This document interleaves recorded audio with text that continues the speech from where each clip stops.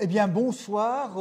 L'association belge des athées est là-bas, est heureuse d'accueillir aujourd'hui Bar Kim Jong-gur pour une conférence sur un monde parallèle à celui de l'Occident. C'est celui de la Turquie qui, d'ailleurs, aujourd'hui, à travers notamment l'OTAN, essaye d'en faire aussi partie.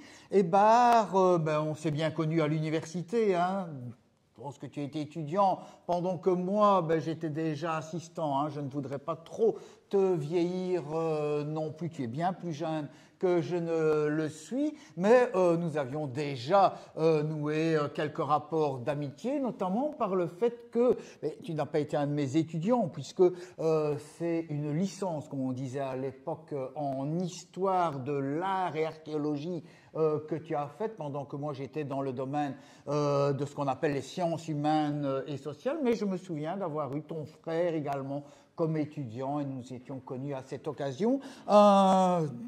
Un jeune, des jeunes, d'origine turque belge, mais particulièrement motivé et engagé également des étudiants, comme je les ai toujours aimés. Donc je suis d'autant plus heureux de pouvoir te présenter ce soir parce que tu as mûri, on a chacun eu son propre parcours, je ne le résumerai pas ici pour ce qui te concerne, sinon pour te présenter pour ce que tu es aujourd'hui, traducteur juré, donc entre le turc et le français, mais aussi auteur d'ouvrages, donc un ouvrage sur la Turquie, terre de diaspora et d'exil, un ouvrage aussi sur l'affaire Erdal, cette jeune femme qui était accusée de terrorisme, et dernièrement, un ouvrage peut-être un peu plus historique, mais qui s'inscrit dans la perspective de l'actualité la plus brûlante, celle notamment de la laïcité remise en cause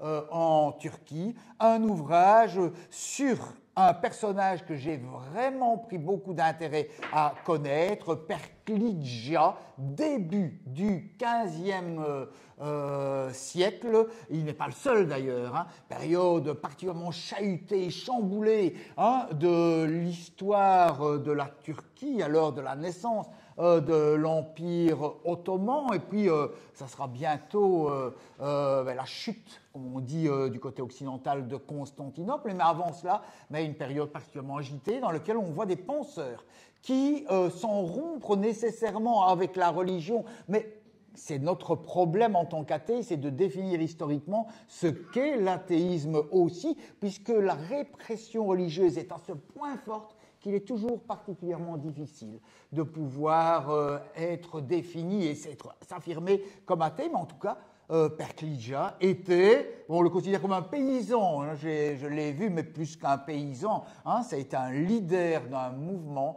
qui a contribué à ce grand courant de la laïcité et de la contestation à la fois religieuse et sociale. Ça, c'est la question d'histoire et tu l'as remarquablement bien traité dans ce petit ouvrage que je vous conseille aux éditions des Indes savantes.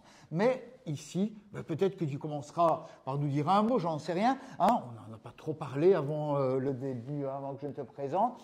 Mais c'est surtout, ça tu me l'as dit, de la question d'un siècle d'histoire de la Turquie, 1923, mais on est en 1922, 99 ans d'histoire de...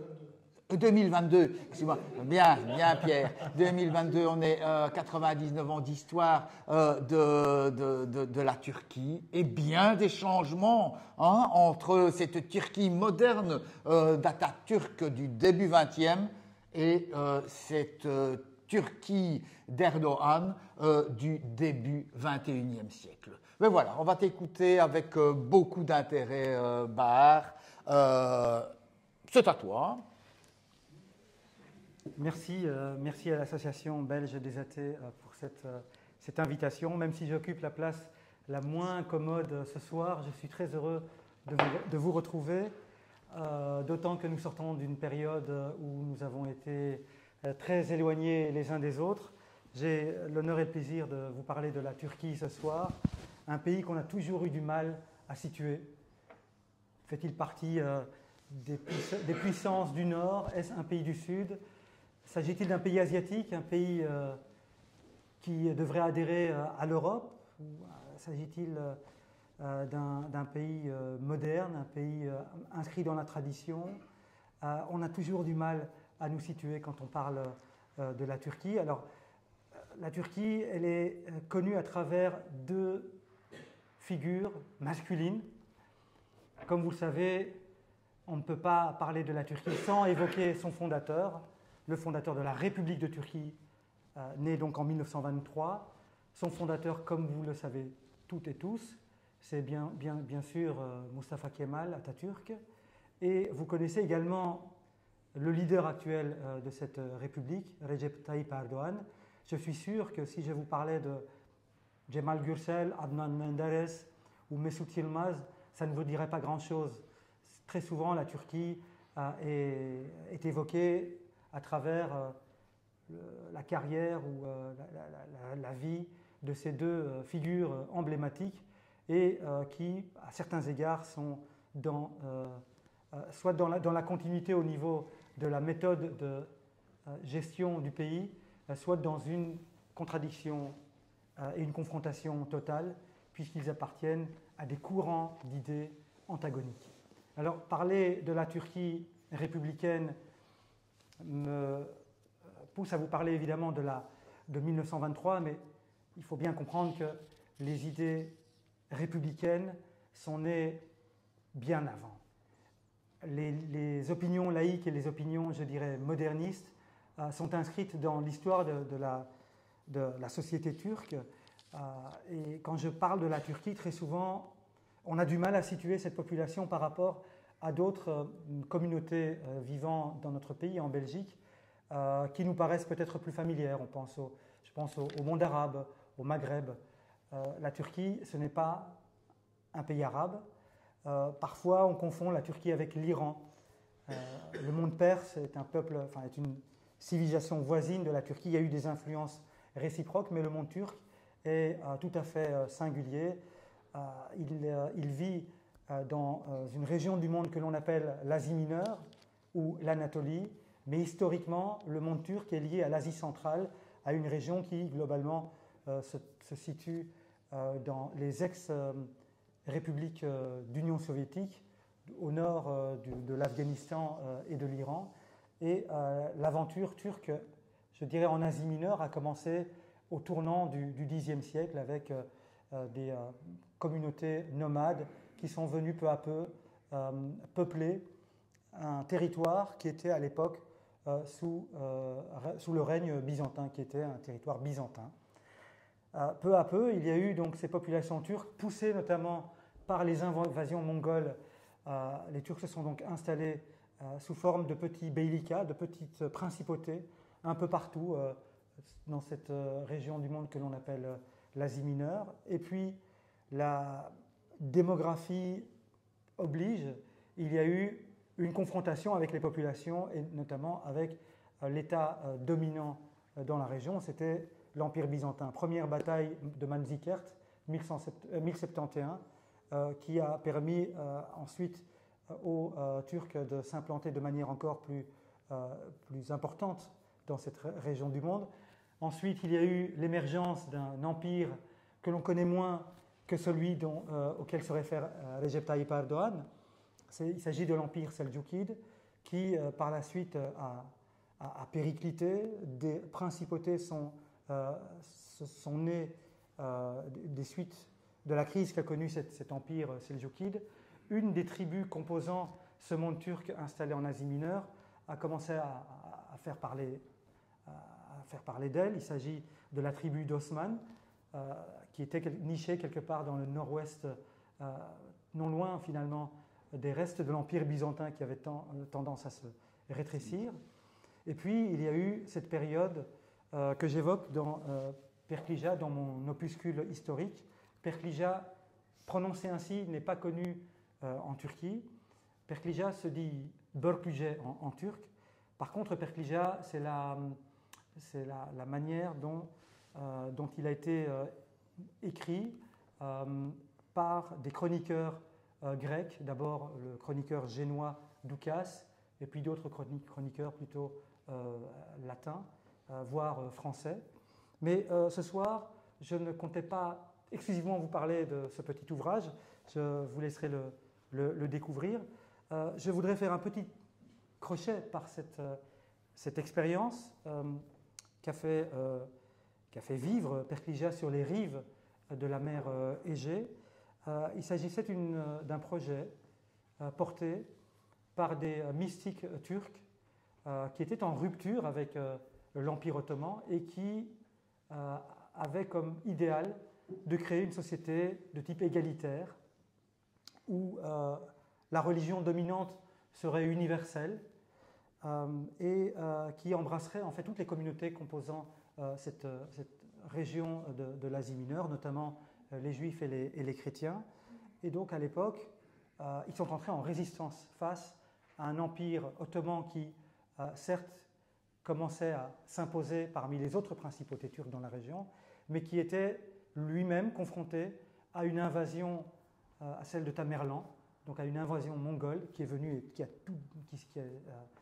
déferlé sur cette région et qui a provoqué une crise majeure dans l'Empire ottoman qui était encore naissant puisque l'Empire d'Osman est né en 1299.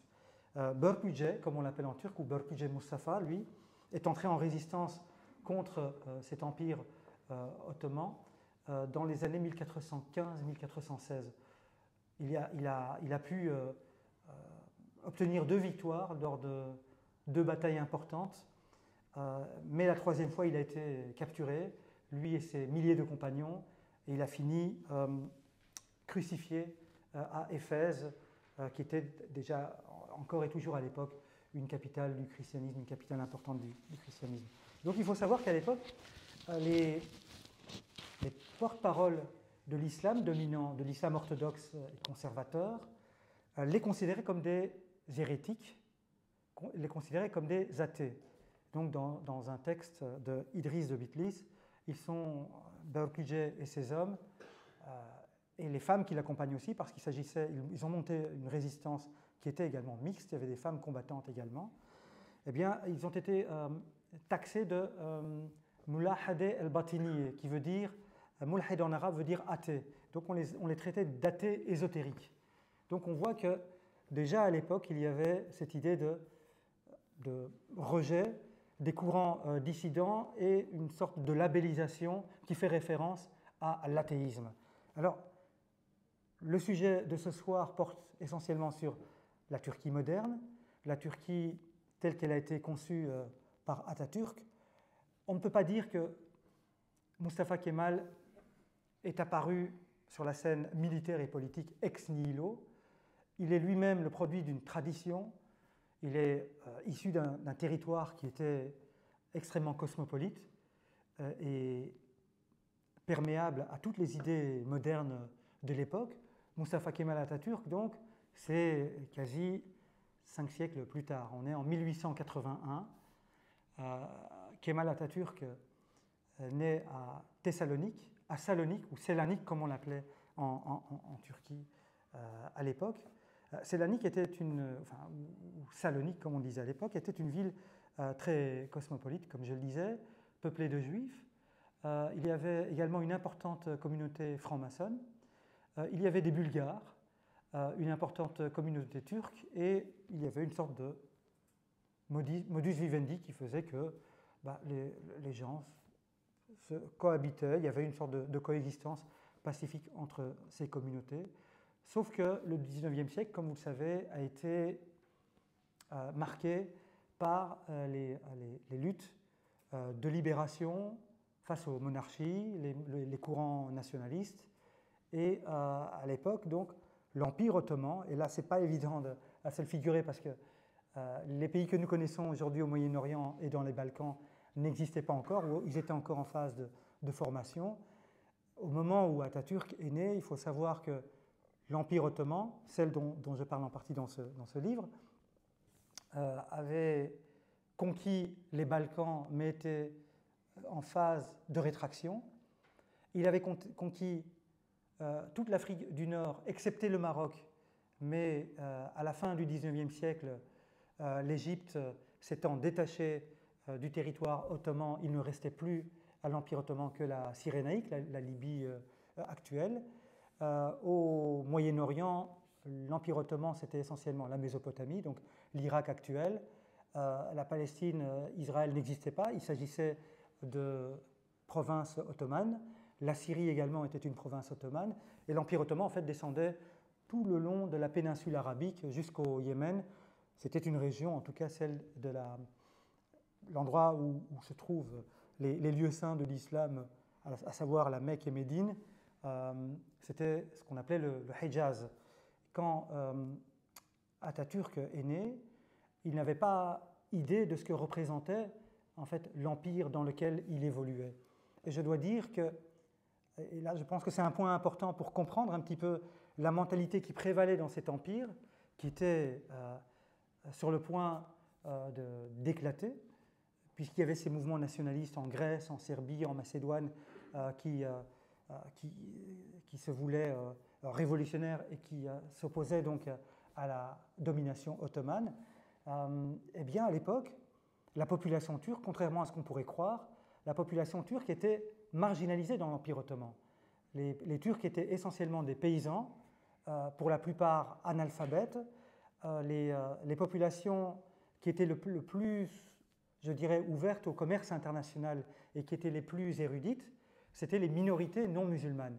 C'était essentiellement les Arméniens, les Juifs, les Levantins aussi. Alors il y avait un grand nombre de Levantins, vous en connaissez certains. Édouard Balladur est issu lui-même d'une tradition, en tout cas d'une famille levantine. Donc il y avait, on les appelle en français, en turc d'ailleurs aussi, les Levantenler.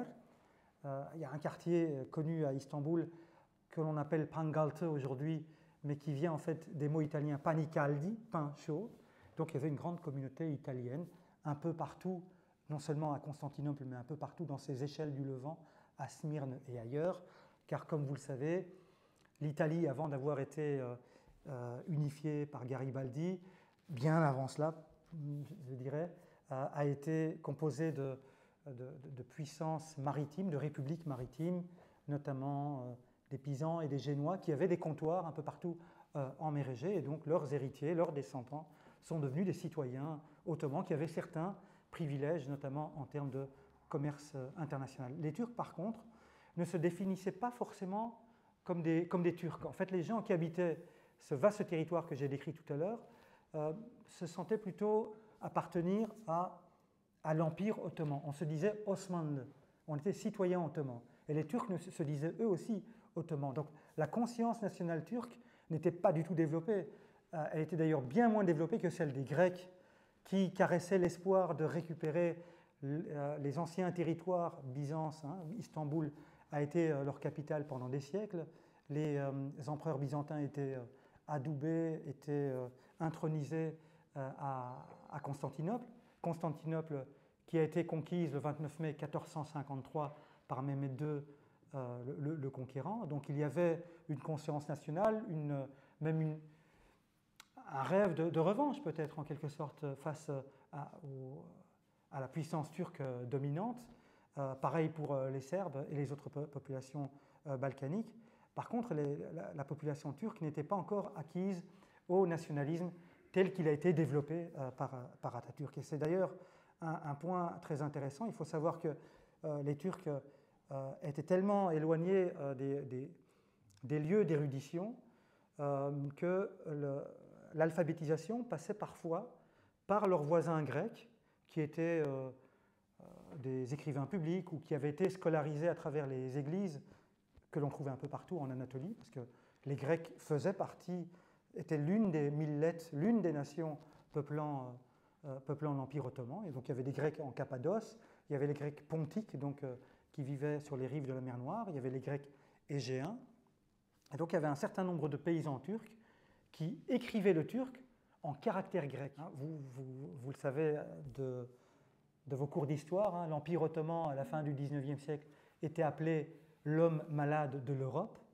Effectivement, les sultans, qui étaient également des califes en fait, donc les sultans ottomans, s'étaient attribué le titre de calife depuis 1512, depuis que le sultan Selim avait, Yavuz Sultan Selim comme on dit en turc, c'est-à-dire Selim le terrible ou Selim le cruel, avait conquis donc la Syrie et l'Égypte qui étaient à l'époque mamelouks, et donc il s'était octroyé le titre de calife, et donc depuis lors, les souverains turcs qui régnaient sur ce vaste empire rayonnant sur 3 continents avaient également le titre de calife. Et ce calife avait comme surnom l'ombre d'Allah sur terre. Or, ce sultan n'était même plus l'ombre de lui-même. Il s'agissait de vieillards qui voulaient juste sauver leur pouvoir, sauver leur trône. Alors, à l'exception de Abdülhamid II, qui a régné à la fin du XIXe, donc qui est un contemporain de Atatürk, qui lui a agité la fibre islamique, voyant que les minorités slaves et les Arabes également voulaient se détacher de cet empire. Donc il a joué sur la fibre, la Ummah. Donc, je vous parlais de l'identité ottomane, mais il y avait aussi cette idée que les musulmans faisaient tous partie de la Ummah.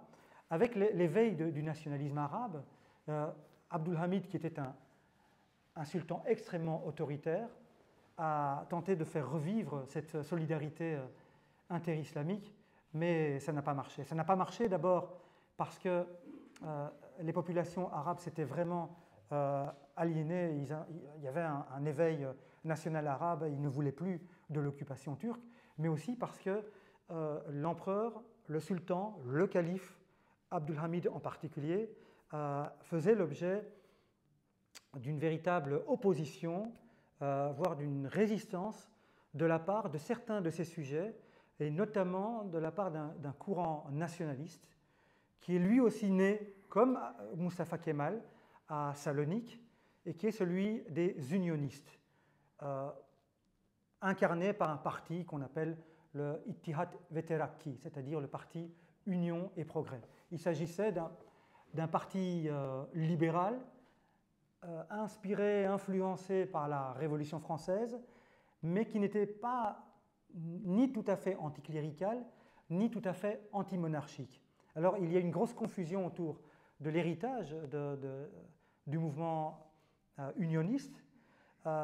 Certains amateurs de l'histoire turque pensent que Mustafa Kemal a fait partie de ce courant.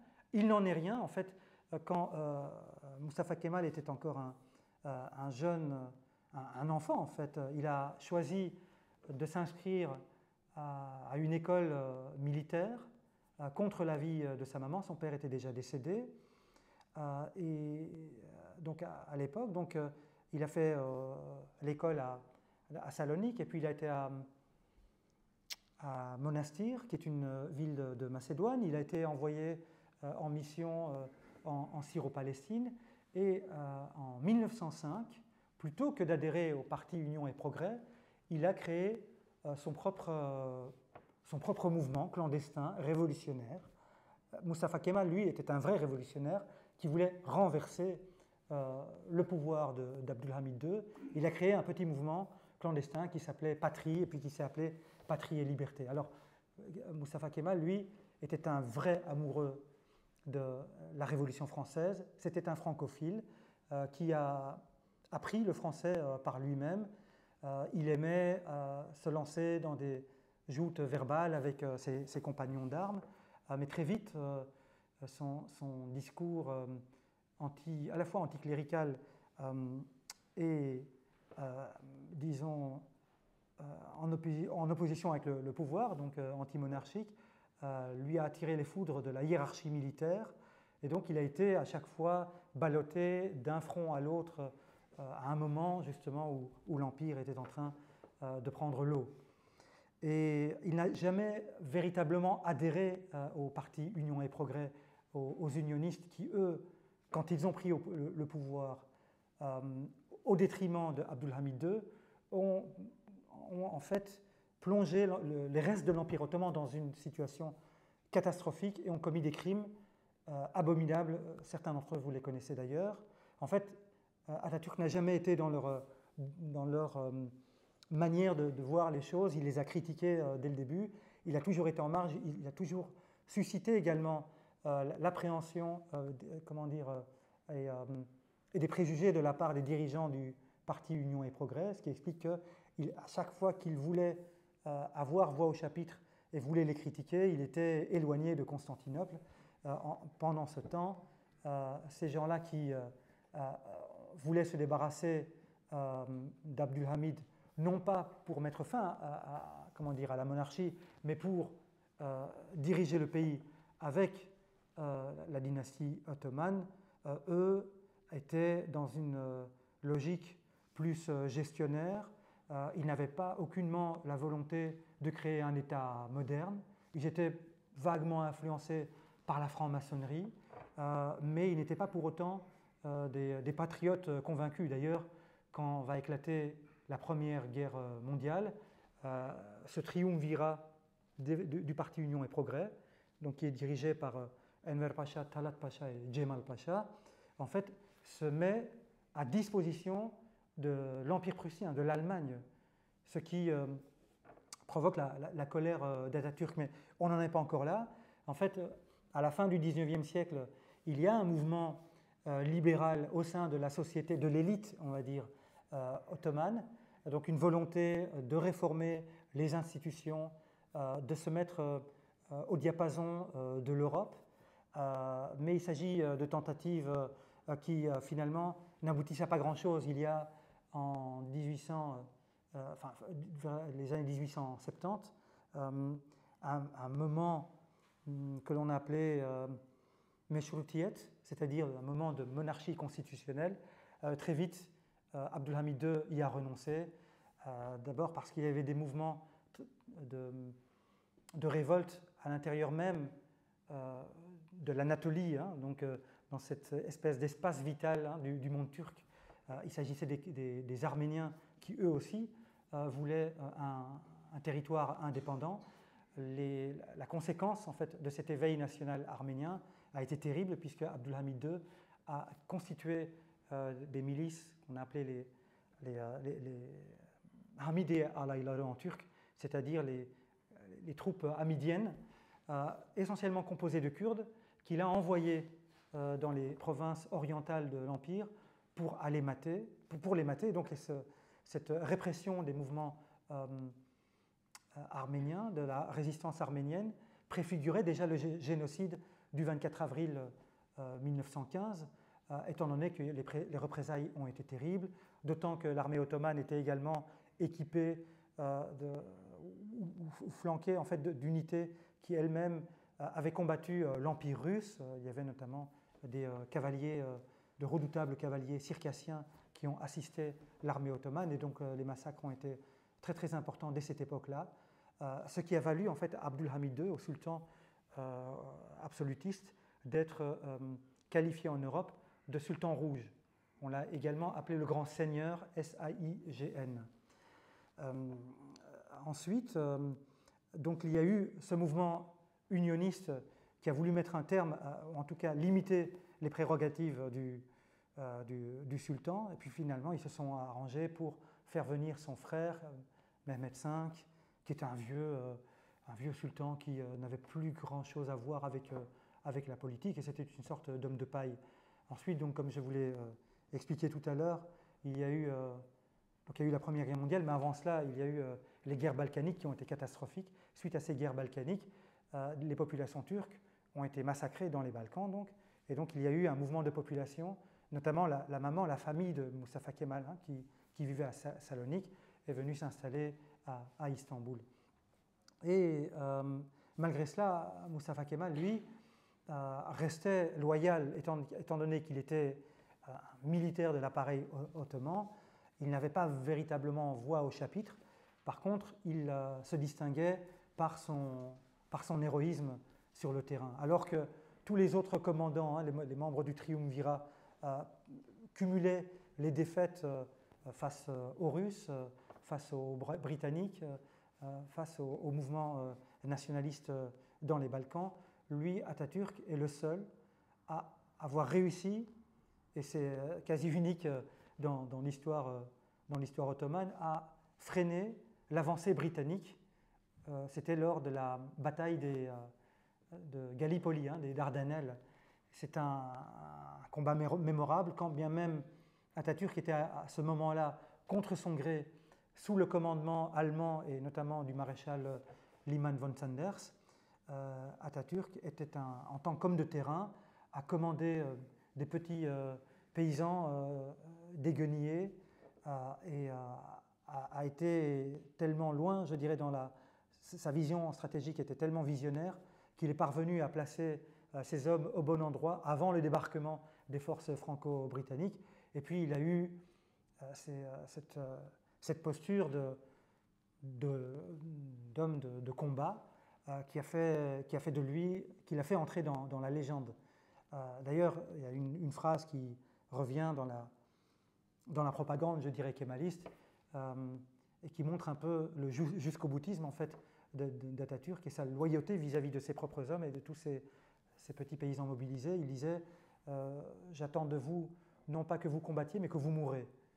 Et le fait qu'il était lui aussi en première ligne et qu'il a risqué sa vie à plusieurs reprises a fait de lui, donc il a gagné en galon et puis il est devenu général.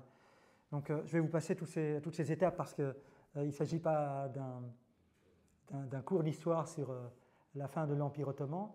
Il faut savoir que c'est parce qu'il a réussi, parce qu'il a obtenu cette victoire éclatante aux Dardanelles, qu'il a gagné la confiance de la population, alors que le triumvirat, ceux qui avaient trouvé une sorte de modus vivendi avec l'Empire, eux, non seulement ont perdu leur combat, mais en plus, ils ont commis un génocide, le génocide arménien. Le génocide arménien est survenu pendant que Atatürk était en train de creuser des tranchées pour affronter les forces franco-britanniques. Et donc ils ont été complètement désavoués. Comme ils faisaient partie, comme l'Empire ottoman et ses généraux faisaient partie des puissances, disons, qui ont été vaincues avec l'Empire austro-hongrois, eh bien, ces membres du triumvirat, donc Enver, Talat et Cemal, se sont enfuis avec les Allemands. Ils se sont enfuis en Allemagne. Et donc, il ne restait plus que Mehmet V. Et puis, il y a eu entre-temps Vahdettin. Sans entrer dans le détail, Vahdettin est le dernier des sultans qui ont régné en Turquie.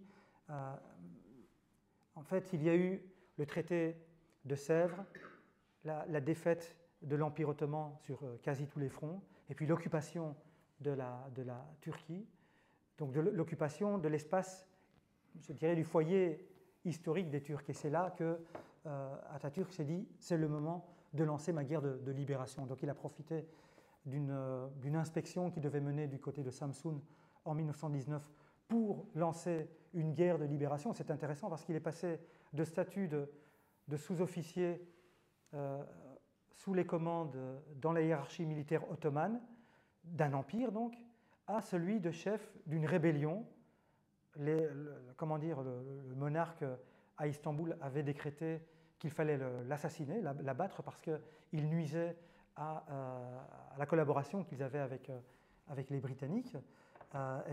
Cet homme-là, qui avait gagné sa popularité grâce à ses victoires militaires, a été accueilli en Anatolie, à partir de Samsun, à Sivas et ailleurs, comme un sauveur, comme le sauveur de la nation turque, de ce qui reste finalement de cet immense territoire qui avait régné jadis sur trois continents.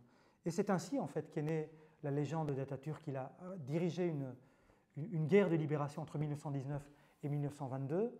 Elle a abouti à la proclamation de la République de Turquie, mais avant cela, alors même qu'il combattait les Grecs qui eux-mêmes étaient alliés aux Anglais, il convoquait déjà des congrès pour l'éducation, parce qu'il préparait son projet politique, qui était celui d'une éducation laïque, débarrassée de toutes les scories religieuses.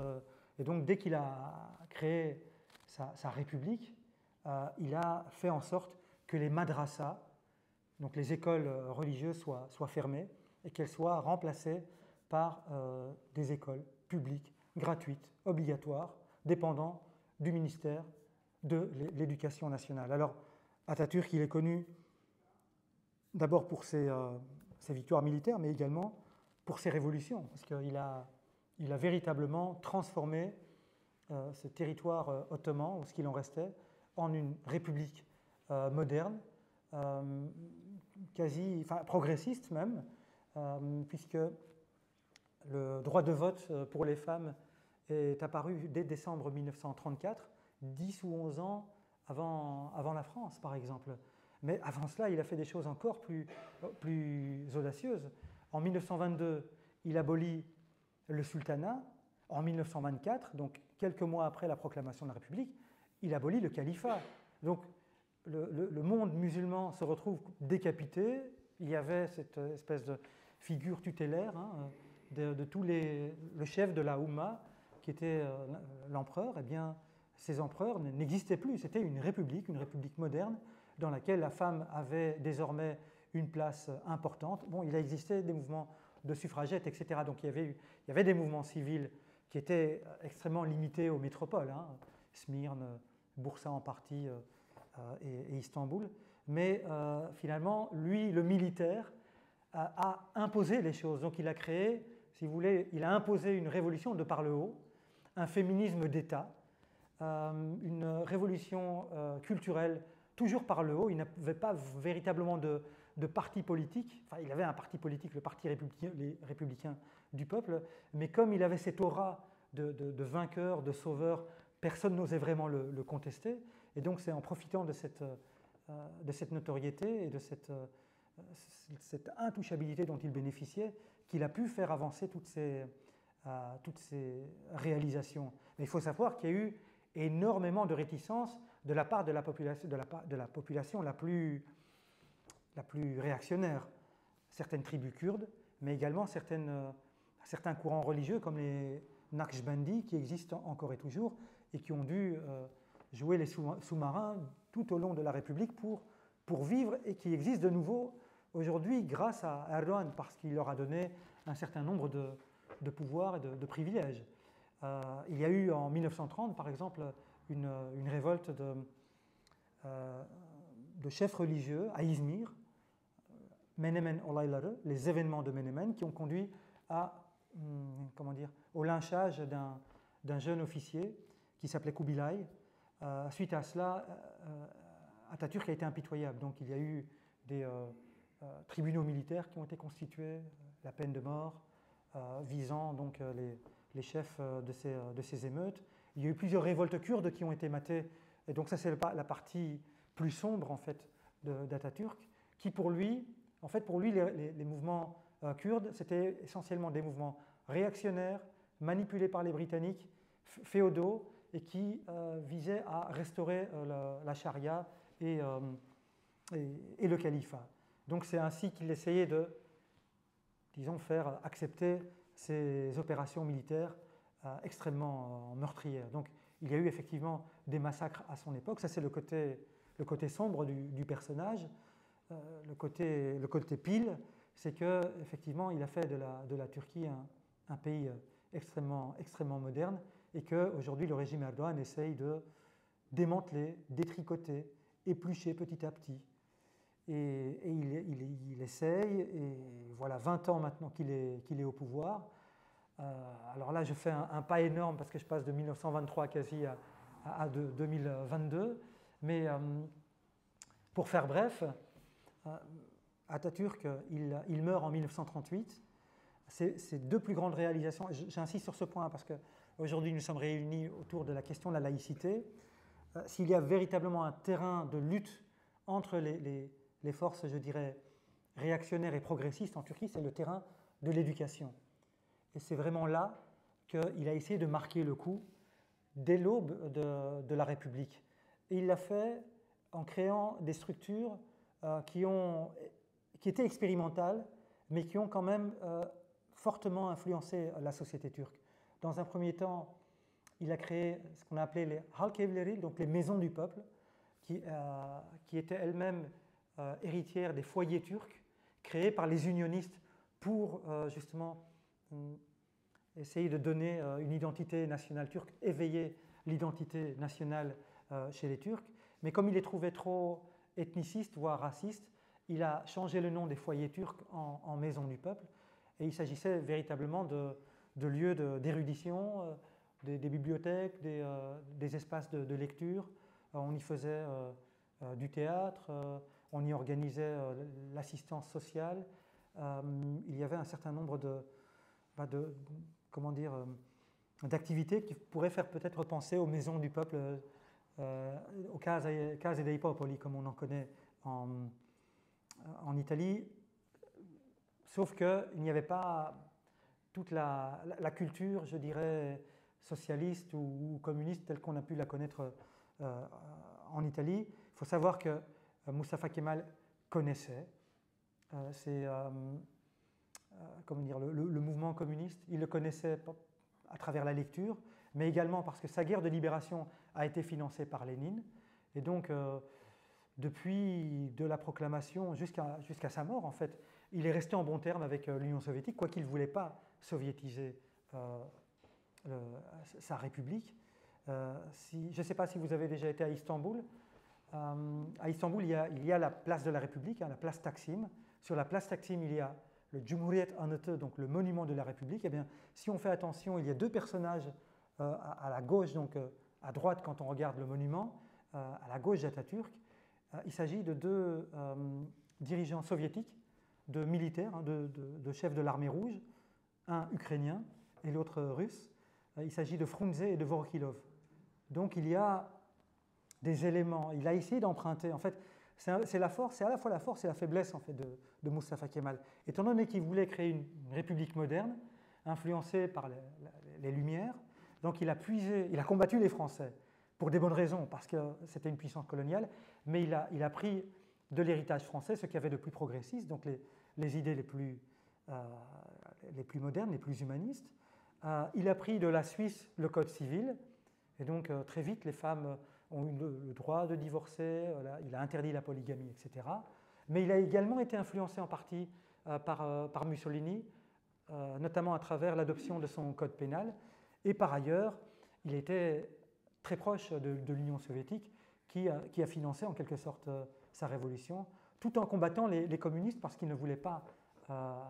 Il avait un programme économique, un plan quinquennal, il a créé des monopoles d'État, il rêvait d'avoir une bourgeoisie nationale turque, donc son orientation n'était pas socialiste, mais il y avait une influence, notamment en termes de pédagogie. Il s'inspirait beaucoup des socialistes. Et d'ailleurs, la deuxième grande réalisation d'Atatürk, c'est d'abord les maisons du peuple, mais c'est aussi, et en fait elles ont été mises sur pied après sa mort, ce sont les instituts de village, les köy instituleri. Donc il a constaté que la population était extrêmement analphabète et que le seul moyen en fait d'extirper finalement la population turque de siècles d'ignorance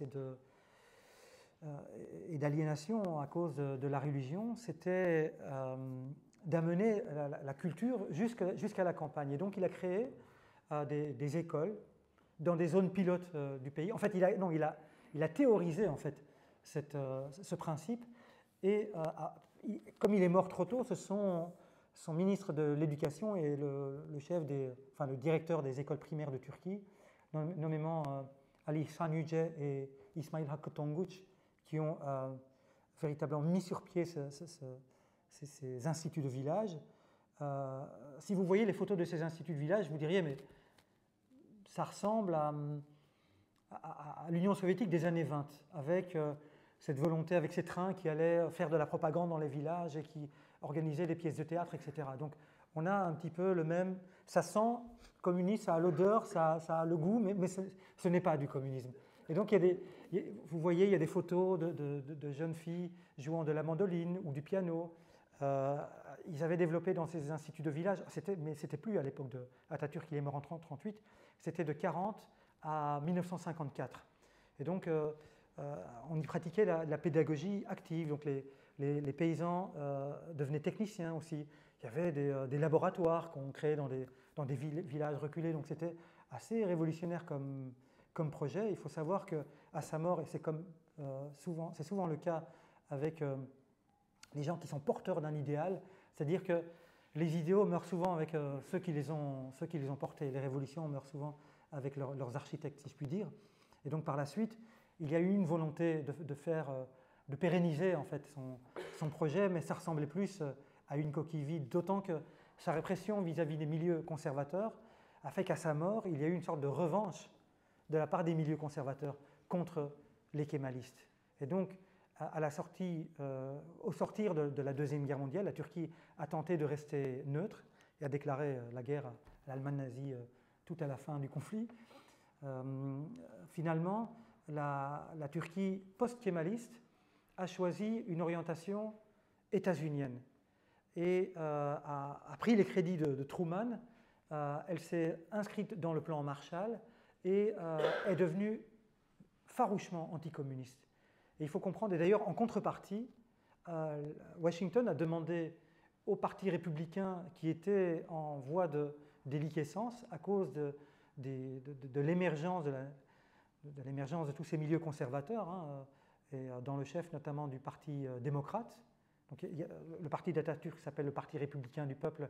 À partir de 1950, c'est le Parti démocrate qui prend le pouvoir. La Turquie devient bipartite, en fait, un peu comme les États-Unis, sauf que les progressistes aux États-Unis, ils sont censés être les démocrates et les conservateurs, plutôt les républicains. En Turquie, c'est le contraire. Donc les républicains, c'est les kémalistes, laïcs, modernistes, et les démocrates, ce sont les gens issus des courants religieux extrêmement réactionnaires pour certains, mais qui, ne voulant pas choquer la population qui vient de sortir de 15 ans de règne kémaliste, ont plutôt procédé par étapes pour abattre les piliers du kémalisme. Et l'une des réalisations, si je puis dire, si on peut parler de réalisation, a été que le Parti démocrate réactionnaire a ouvert des écoles islamiques, celles dont d'ailleurs Erdogan est issu, les imams hatib. Donc c'était des écoles de formation des imams. Donc ils en ont ouvert un très grand nombre. Et en 1954, ils ont fermé les instituts de village parce qu'on y formait, d'après eux, une génération de communistes. Donc voilà, Erdogan vient de là. Donc il vient de l'héritage du Parti démocrate qui a été dirigé par Adnan Menderes. Adnan Menderes, lui, il était proche de certains milieux Süleymancı, donc des milieux extrêmement réactionnaires, mais si vous voyez sa manière d'être, ce n'était pas du tout le type dans sa longue robe avec un petit fez sur la tête. C'était une sorte de technocrate qui était plutôt libéral, mais profondément conservateur. Son règne va durer 10 ans jusqu'à ce qu'une nouvelle génération de jeunes kémalistes au sein de l'armée prenne le pouvoir. Il finit à l'échafaud, pendu. Et de ce coup d'État naîtra une nouvelle constitution, une constitution qui, elle, sera éminemment inspirée par l'héritage kémaliste et qui va ouvrir la voie à l'émergence d'une gauche en Turquie, avec une liberté d'organisation, de constituer des partis, des libertés syndicales, des libertés de faire grève. Donc, ce sont les années 60 qui donnent naissance, en fait, à une nouvelle génération et également avec, il faut tenir compte aussi de l'émergence d'une classe ouvrière, d'un exode rural important vers les villes comme Istanbul, Adana et Izmir. Et puis la gauche qui va émerger et qui va prendre en partie l'héritage kémaliste et qui va également sublimer le marxisme turc en produisant un très grand nombre de livres, d'œuvres cinématographiques, de chansons. Donc la Turquie va devenir un pays où la culture dominante sera de gauche. Et il faudra pour les Américains compter sur une partie de l'armée pour reprendre le dessus, pour reprendre le pouvoir. Et donc c'est en 1971 et 1980. Donc il y aura par la suite 2 coups d'État militaires, cette fois plutôt conservateurs, pro-américains, celui de 1980, parce que c'est important de souligner que les militaires ne sont pas synonymes de laïcité en Turquie.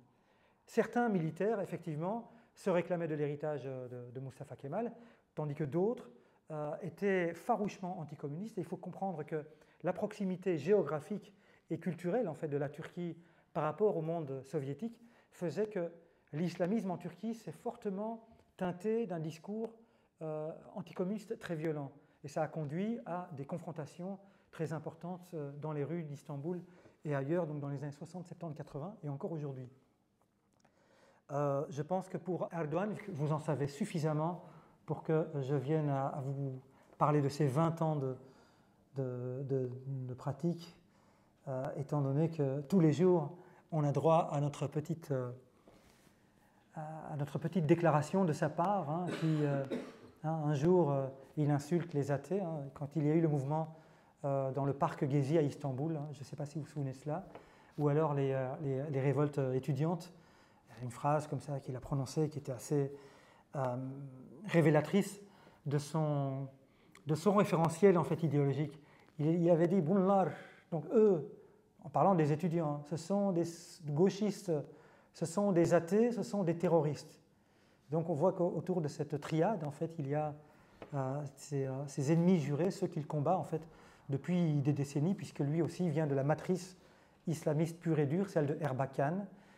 Il a appris lui aussi à diluer son discours pour mieux conquérir les rouages de l'État turc. Rappelez-vous aussi que la Turquie, c'est aussi le pays de la guerre de Troie. Donc, la guerre de Troie, c'est l'âge du bronze, hein. Il n'y avait pas de Turcs encore à l'époque, hein, le cheval, hein, le cadeau, tout cela. Eh bien, cette idée de stratégie de cheval de Troie, elle est omniprésente en fait dans la stratégie politique turque. Et je pense que Erdogan en est un bon exemple. Alors, je ne vais pas la faire plus longue, parce que je pense avoir déjà été assez long et que je voudrais quand même vous donner l'occasion, ça fait bien 1 heure que je parle, je voudrais quand même vous donner l'occasion de m'interroger, de me poser des questions.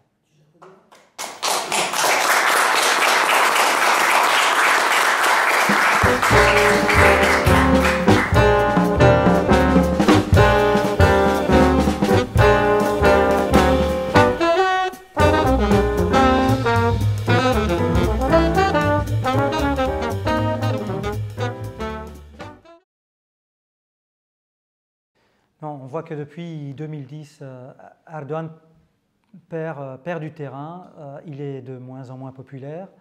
En fait, 2010 est une période de basculement.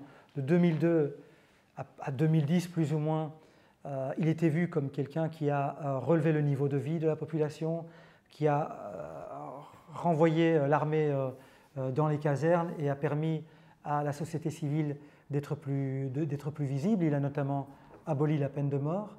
Par la suite, il a commencé à durcir son pouvoir. Bon, il y avait la torture, il y avait de la répression depuis le début de son règne, mais il faut reconnaître que par rapport à la situation que nous connaissons aujourd'hui, il était encore dans une phase ascendante et il était dans une phase ascendante et je vous parlais de la stratégie du cheval de Troie. Il était dans une logique de partenariat avec des libéraux, avec des socialistes, avec l'ancienne classe politique, avec les gulenistes, hein, qui sont cette confrérie religieuse qui ont conquis déjà certains rouages du pouvoir depuis plusieurs décennies et sur qui il a dû compter pour pouvoir justement asseoir son autorité. Quand il a vu qu'il fallait composer avec des forces qui n'étaient pas forcément, qui ne le rejoignaient pas sur son agenda dans sa totalité, il a commencé à purger des gens autour de lui. Et donc aujourd'hui, il en est à craindre pour son régime, parce que son principal allié aujourd'hui, c'est le Parti d'action nationaliste, le parti fasciste des loups gris, et un grand nombre d'anciens, notamment des fondateurs de l'AKP, hein, le parti qui est né en 2001, donc juste avant sa victoire électorale qui date du 3 novembre 2002, eh bien, ses anciens compagnons d'armes se sont détachés de lui. Il y a eu ce coup d'État manqué de 2016, suite à quoi il a mené des purges importantes. 150 000 personnes expurgés de la fonction publique. Il faut s'imaginer le nombre, parce que ce n'est pas uniquement les 150 000 fonctionnaires, c'est aussi leurs familles, leurs proches, etc. Donc c'était la mort sociale pour des centaines de milliers de personnes. Et puis, sa répression contre les forces démocratiques, la société civile, contre la gauche. On a vu sa police tirer sur des manifestants en 2013. Il n'a pas fait que envoyer la police pour tirer sur des manifestants.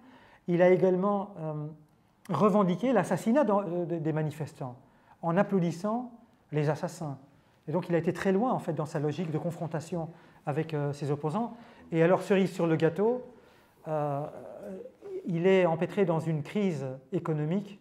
En fait, ce n'est pas lui qui la vit, évidemment. La crise économique, c'est la population qui voit cette livre turque perdre de sa valeur de jour en jour, qui ne peut même plus se chauffer ni se nourrir. Il y a des problèmes de pénurie très graves, voire de famine aujourd'hui. Tout cela fait que Erdogan n'est plus vu comme le sauveur, comme il s'est profilé ou comme il a été peut-être au début de son règne. Et donc, 2 ou 3 scénarios possibles. Soit il meurt de sa belle mort et donc ses héritiers entrent en conflit. Comme il a créé un système, même pas à parti unique, c'est plutôt un système fondé sur le diktat d'un seul homme. En fait, il a recréé une monarchie en quelque sorte.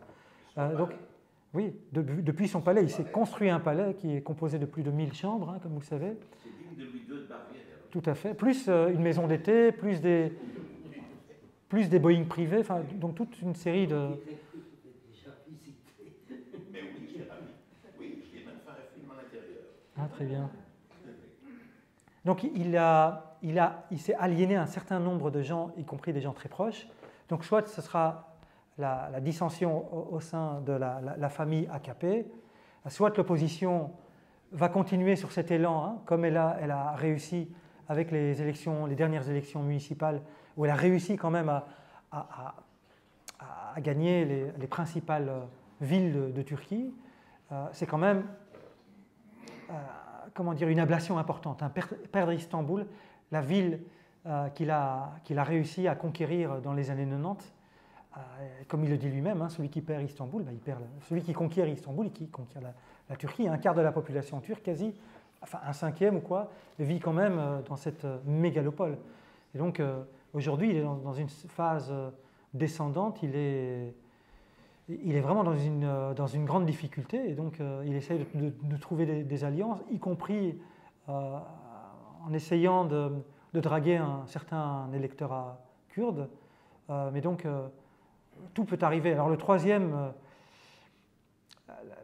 option possible, c'est que, voyant son impossibilité de régner, il peut très bien polariser la société de manière à créer une sorte de guerre civile. Et donc le danger est réel parce que depuis le coup d'État manqué de 2016, des milliers d'armes circulent dans le pays, des forces civiles ont été mises sur pied, des sortes de gardes prétoriennes, de milices de quartier, etc., qui de temps en temps, aujourd'hui, même si elles ne pratiquent pas l'assassinat politique au quotidien, il arrive souvent que des opposants soient lynchés, soient frappés dans la rue, fassent l'objet de violences, etc. Donc il peut pousser cette logique aussi de polarisation à outrance et susciter une guerre civile. Donc le danger est réel.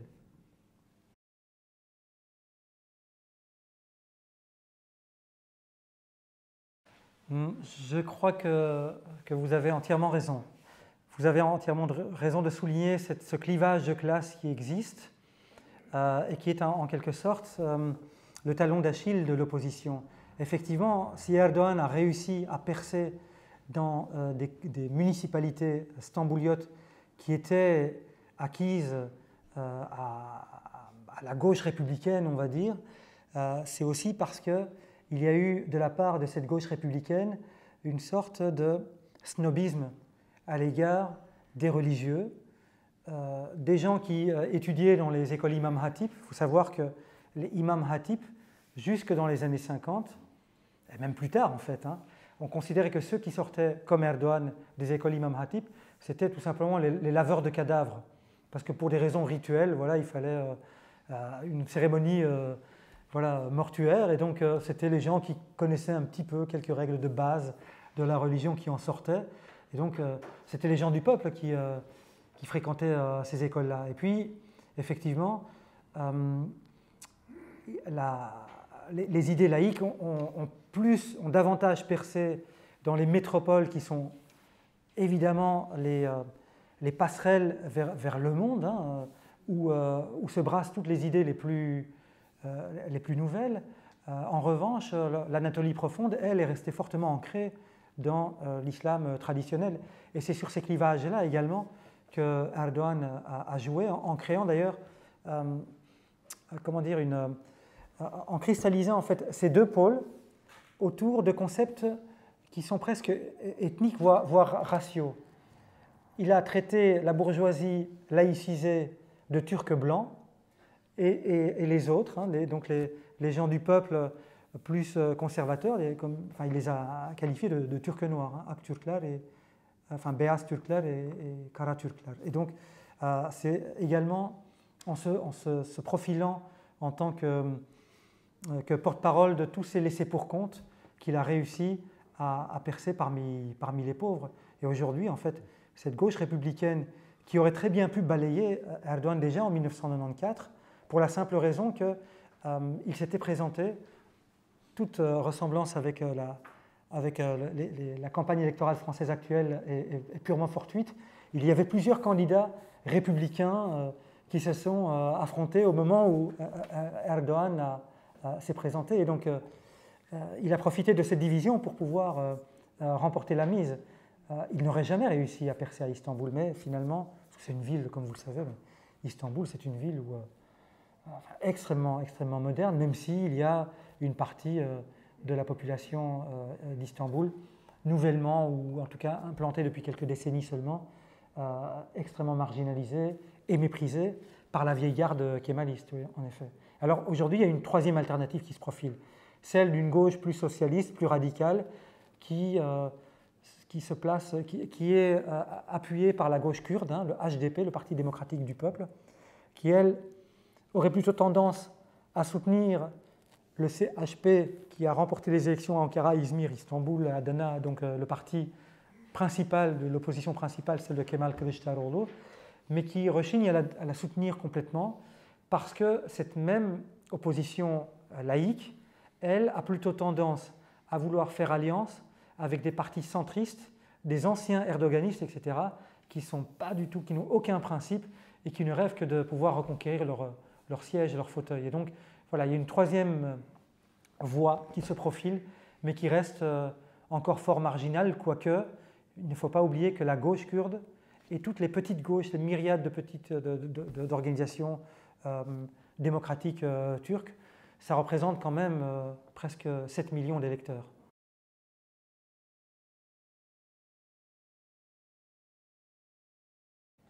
En effet, comment dire, on peut le dire, on peut comparer avec la France, sauf que nous avons la chance en Turquie d'avoir une gauche sociale qui n'a jamais véritablement déserté la lutte des travailleurs. Et aujourd'hui, avec la crise économique, tout le monde est logé à la même enseigne, erdoganiste ou pas. Tout le monde est pauvre et donc le discours social, le discours concernant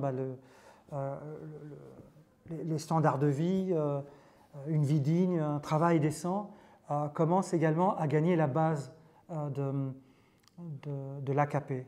Et l'AKP aussi, il faut en tenir compte, a connu cette phase d'embourgeoisement qu'on a évoquée tout à l'heure. Donc, en fait, l'AKP est frappé du même mal que celui des Républicains il y a 20 ans, avec cette volonté de s'accaparer les richesses, mais de manière, comme tous les nouveaux riches, enfin, comme généralement les nouveaux riches, de manière mais complètement hallucinante. On voit une nouvelle caste, cette nouvelle bourgeoisie islamiste qui étale son argent, qui nargue les pauvres, qui fait partie de la jet set. Il y a tous ces fils d'eux, hein, ceux qui ne font pas leur service militaire, qui vont étudier en Europe ou aux États-Unis. Avant, c'était les kémalistes qui faisaient ça, maintenant c'est l'AKP. En plus, il y a, à force de perdre du terrain, y compris électoral, eh bien, il y a cette alliance avec l'extrême droite qui, historiquement, est liée à la mafia, mais la plus putride, au crime organisé. Et donc on voit des chefs de l'AKP qui trempent dans des trafics d'héroïne, des trafics de drogue à l'échelle internationale, trafic de cocaïne maintenant, avant c'était l'héroïne, maintenant c'est la cocaïne, avec tout un réseau qui vient d'Amérique latine, avec Chypre qui sert de territoire de blanchiment d'argent, etc. Et avec des chefs du parti islamiste. C'est assez paradoxal, et pourtant c'est la nouvelle sociologie du parti de l'AKP. Aujourd'hui, finalement, les marginalisés d'hier, eh bien, ce sont... la base islamiste, c'était les marginaux. Aujourd'hui, le reste, en fait, les républicains, les laïcs, sont pauvres, de même que les islamistes du hinterland, qui ne se reconnaissent plus, qui ne reconnaissent plus l'AKP qu'ils ont connu en 2002-2005.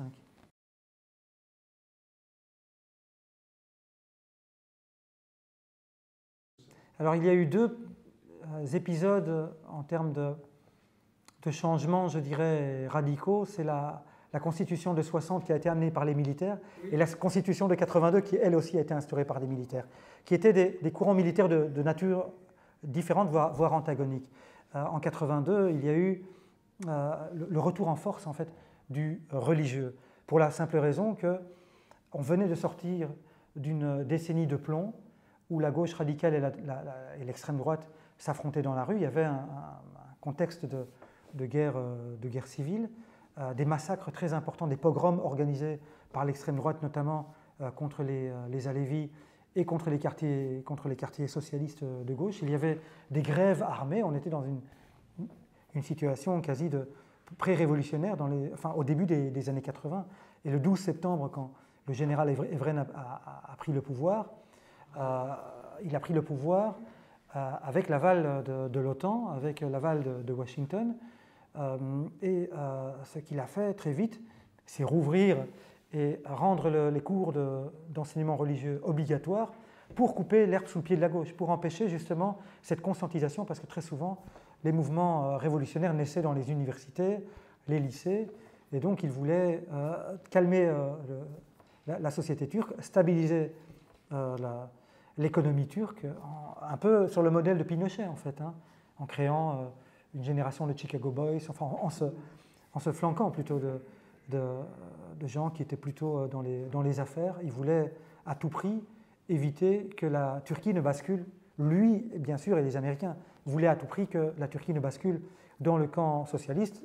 On était dans un contexte de guerre froide, la guerre d'Afghanistan venait de débuter, la révolution islamique en Iran a eu lieu en 1979, et donc il y a eu un moment de panique en Occident qui a conduit à ce que le général Evren prenne le pouvoir, et donc il y a eu une volonté de conservatiser, si je puis dire, la société turque, quoi. Et donc ça a vraiment été un basculement, et on en souffre encore aujourd'hui, parce que 82, la constitution de 82 et la chape de plomb installée par la junte du général Evren, et je crois qu'on en est tous, ceux qui ont connu cette époque, même si j'y allais qu'en vacances, on a tous été un petit peu victimes de cette période, a été extrêmement douloureuse, parce que ça a été une phase un moment de dépolitisation, un moment de suspicion dans la société turque, et donc il y a eu un traumatisme important qui finalement a été brisé grâce au réveil national kurde, qui lui est devenu le dépositaire finalement des vieilles idées démocratiques et progressistes, et c'est autour aussi de la cause kurde que la gauche s'est cristallisée avec le lancement de la rébellion kurde en 1984, et puis la constitution des syndicats qui avaient été interdits pendant toute la décennie 80, fin des années 80. Donc on reprend son souffle, mais après un traumatisme énorme. Il faut s'imaginer 650 000 personnes arrêtées, il y a eu des pendaisons, des exécutions extrajudiciaires à tour de bras, des agents des services secrets envoyés en Europe pour mater les opposants, y compris les militants arméniens dont une partie avait sombré dans le radicalisme autour d'Assala, etc. Donc c'était une période de tension. Et je dis que j'en ai aussi été impacté parce que quand j'allais en vacances dans les années 80, je voyais la figure d'Atatürk partout. Son regard sévère me faisait peur. En fait, pour la simple raison que les militaires le mettaient en avant tout le monde se dit kémaliste, surtout les militaires, mais en fait, il s'agissait véritablement d'une coquille vide. En fait, le kémalisme a été complètement dénaturé. Il s'agissait plutôt de créer une société conservatrice avec des imam hatib un peu partout. Et donc Erdogan a surfé justement sur ce retour aux religieux. Mais c'est lié évidemment à ce qui s'est passé avec les frères musulmans en Égypte, au Pakistan, un peu partout dans le monde. Il y a eu le réveil islamique et les Américains avaient besoin des islamistes pour contrer les communistes à l'époque. Et donc c'est pour ça qu'on a fermé les yeux.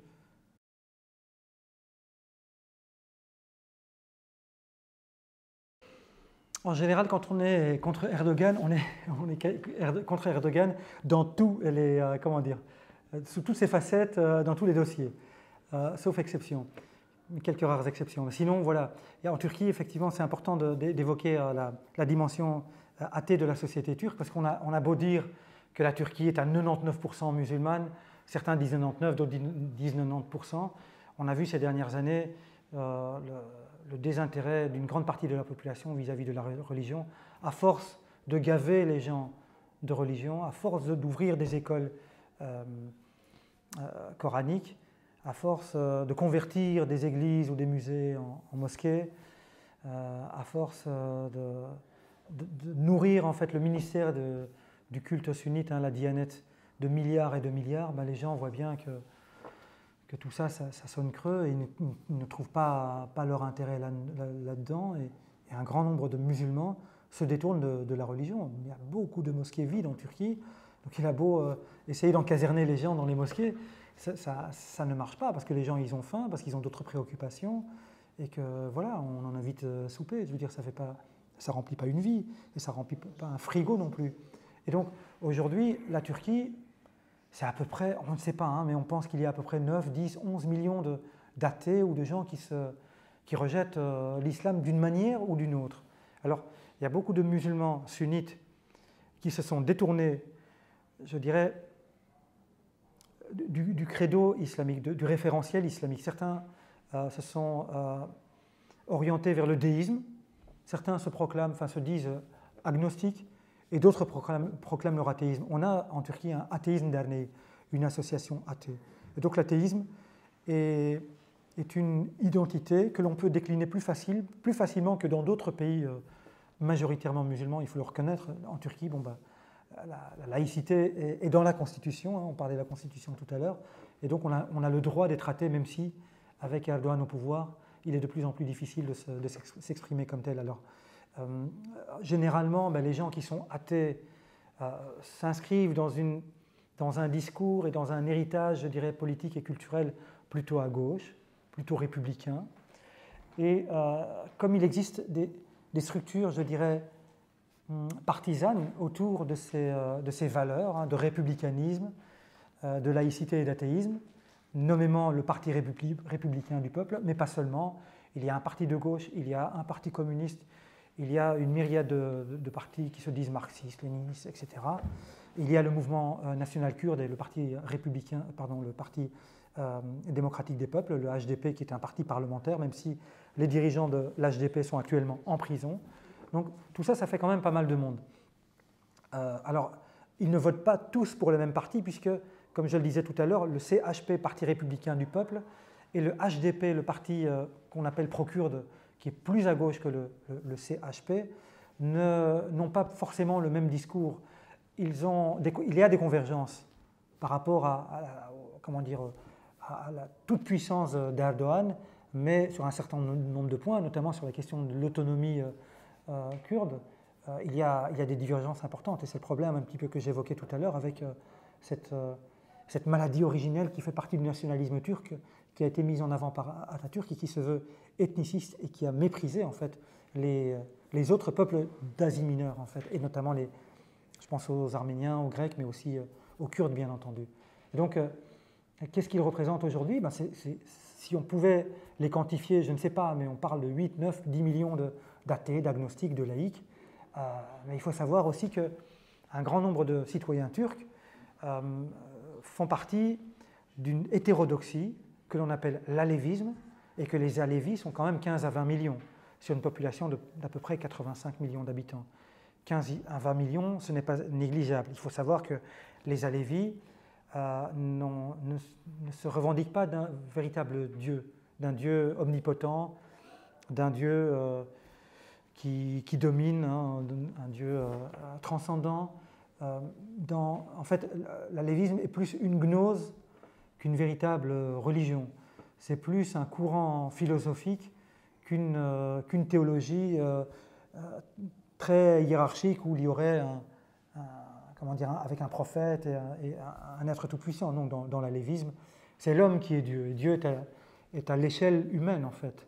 Et donc, pour ces populations-là, l'islam n'existe pas. En fait, ils ne vivent pas comme des musulmans. Ils ont quelques petits rituels très, très symboliques, mais il n'y a pas véritablement de conservatisme alévi. Il y a un mouvement aléviste qui se veut défensif, parce qu'il y a une volonté de la part du régime Erdogan, soit de convertir leur lieu de culte de manière directe, soit de manière détournée, en créant par exemple, en phagocytant leurs sanctuaires, en créant des mosquées à l'intérieur même de leur lieu de culte, en faisant des fusions pour peu à peu les dissoudre dans le sunnisme qui est la religion, finalement la religion officielle.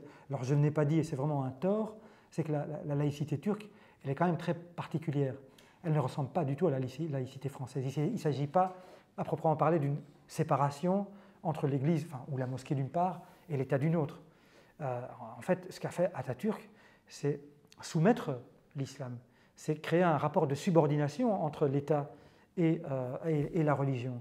Et donc, ce qu'il a fait, dans un premier temps, je l'évoquais avec les tribunaux militaires, il s'est attaqué aux plus radicaux, mais sachant qu'il ne pouvait pas, lui, il était athée, mais il a bien compris qu'il ne pouvait pas imposer son athéisme à 25 millions de Turcs, hein, c'était le nombre d'habitants à l'époque. Ce qu'il a fait, c'est mettre le ministère des Affaires religieuses sous sa coupe. Donc c'était un ministère qui était lié au Premier ministre, et alors de faire de chacun des imams des fonctionnaires, avec un programme religieux qui était dicté par le pouvoir politique. Donc, je n'ai pas tout à fait répondu à votre question, mais en tout cas, j'ai donné quelques éléments, mais c'est pour dire voilà, qu'il y a une laïcité populaire en Turquie, parce qu'il y a encore, comme je le disais tout à l'heure, il y a encore une gauche sociale avec une dimension ethnique, la présence des Kurdes, une dimension même un peu confessionnelle avec la présence des Alévis, en les ajoutant, en les additionnant aux kémalistes, je dirais, issus de l'école musulmane sunnite, ça fait quand même un grand nombre d'habitants.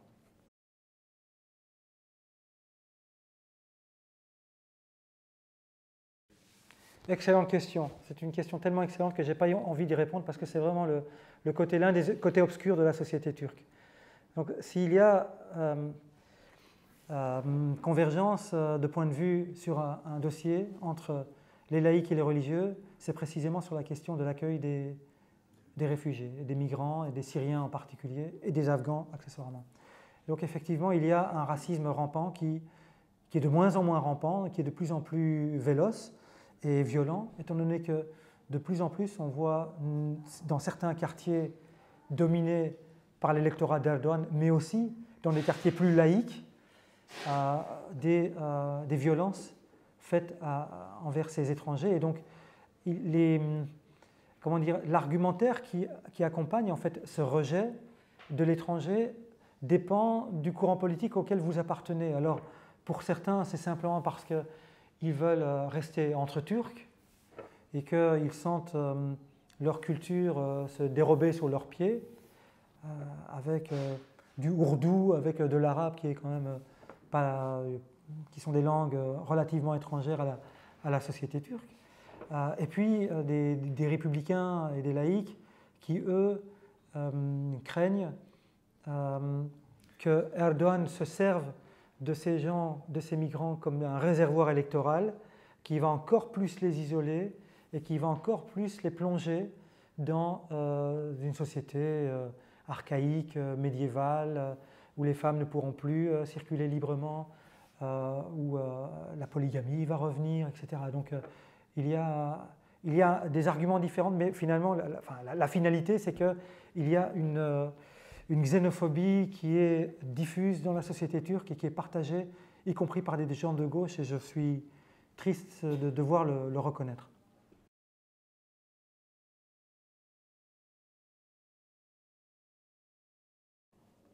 Oui, bien entendu. Bien entendu, il a également bâti sa carrière politique sur le rejet de l'Occident. N'oublions pas qu'il vient de la matrice Refah Partisi, qui est quand même l'un des principaux partis islamistes, celui d'Erbakan, celui qui s'est appelé Milice Selamet Partisi, enfin, qui existe depuis 1969 et qui, à force d'être interdit, a dû trouver d'autres noms pour exister politiquement. Erbakan a fini Premier ministre en 1996, et puis il a été déposé par les militaires. Ils ont été faire un tour avec leur char à Ankara, et ça a vite calmé les esprits, et puis finalement son parti a été interdit, puis s'est refondé sous une autre appellation. Erdogan vient de là. Et Erdogan, effectivement, il a, pendant très longtemps, développé un discours de rejet vis-à-vis de l'Occident, qu'il considérait comme étant un club de chrétiens, et pour qui, je dirais, le centre de gravité de la Turquie devrait être plus porté sur l'Asie, sur le monde arabe. Et effectivement, ce choix stratégique, tout à l'heure on parlait de la politique étrangère, et c'est une question à laquelle je n'ai pas répondu. Je crois qu'elle répond en partie, en fait, ta question, et la réponse à ta question répondra également en partie à la question précédente. La politique étrangère d'Erdogan s'appuie énormément sur le soft power.